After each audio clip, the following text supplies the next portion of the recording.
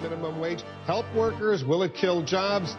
Taking the minimum to the max. San Francisco just became the first place in the country to hike the minimum wage over $10 an hour. You know, they cry, oh, low profit margins. They make 4 to 5 times the profit margins of Walmart, which is... For or against raising the minimum wage? Against. I do think it will cost people their jobs. We're here because we believe in raising the minimum wage. We think if you work 40 hours a week, you should be able to live comfortably. You were to force a minimum wage increase from $7.25 to $9.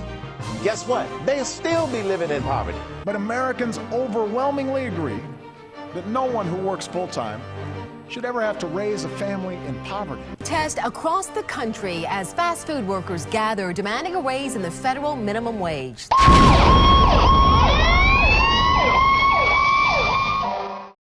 Advocates for raising the minimum wage often point out the statistic made by the U.S. Department of Labor that at least 10 million people worked and were still below the official U.S. poverty line. The poverty line for an individual is $11,344 and $17,568 for a single-parent household with 2 children. When 4% of all full-time workers are below the poverty line, something must be changed. McDonald's CEO Jim Skinner earned $8.75 million last year. Walmart CEO took home $20.7 million in 2012. These are exponentially higher than the workers' hourly wage. This calls for a revolution with a livable minimum wage of $10.10 or higher. If minimum wage is increased, it will mean that 38% of private business employers would lay off their employees in order to keep costs down. The Federal Reserve Bank of Chicago found that 10% increase in the minimum wage lowers low-scale employment by 2 to 4% and total restaurant employment by 1 to 3%. Raising the wages for those who are working while laying off the other workers would not greatly help those who need the money the most. If employees are not cut, their hours and benefits will be.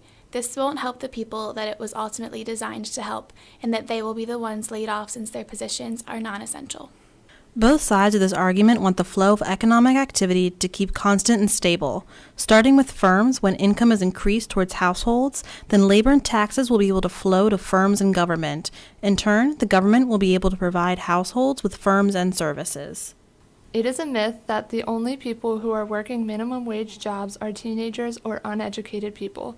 According to the National Employment Law Project, 88% of the workers who would benefit from this law are adults over the age of 20. Not only that, but even working 40 hours per week, 52 weeks per year, a minimum wage earner only makes $15,080, under the poverty line for a family of 3. With realities like this, it is hard to find fault in efforts to raise the minimum wage. We live in a country where 15% of the population live at and below the poverty line. Quoting President Obama, "No one who works full-time should ever have to raise a family in poverty." If minimum wage is increased, then qualified workers will be forced to compete for minimum wage jobs, pushing younger workers out of the workforce and denying their chances to gain valuable work experience. Employers do not want to pay workers more than they or the products they make are worth.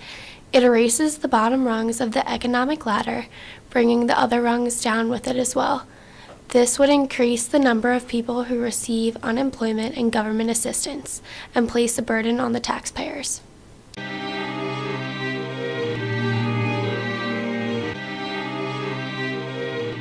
Raising the minimum wage was the only tool in the toolbox.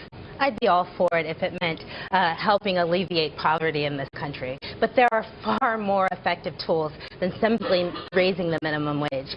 A tax credit to low-income workers would be far more effective in increasing their incomes while still being pro-business. You know, one of the least talked about and most impactful economic consequences that happened as a result of the budget battles in December at the beginning of the year was the expiration of the payroll tax extension. That had a